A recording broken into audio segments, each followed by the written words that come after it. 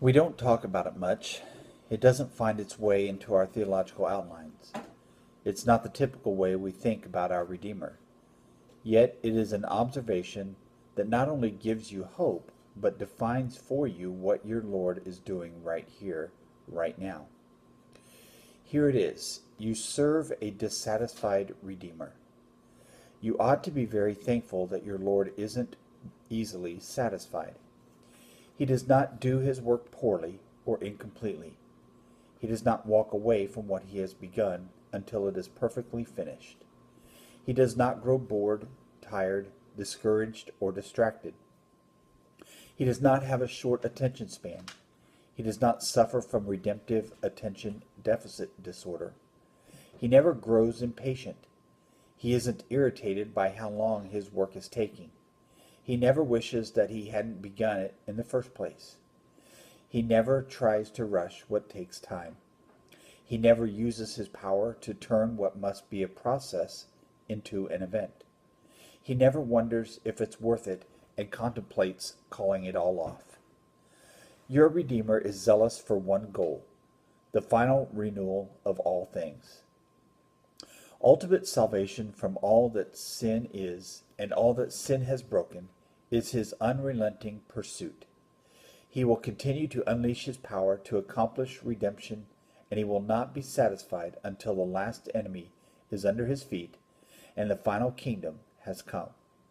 Yes, there is great and eternal hope for you in the dissatisfaction of your Redeemer. Our problem is that we are all too easily satisfied.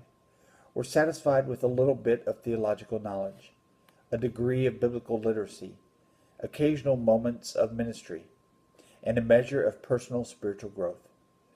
We're sadly satisfied with being a little bit better than when God's goal is that we be completely remolded into his image. In fact, it is even worse than that.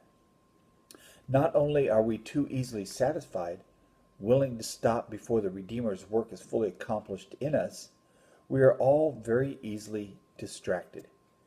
We get distracted by the temporary glories of the created world, and we actually begin to think that we can find our satisfaction there.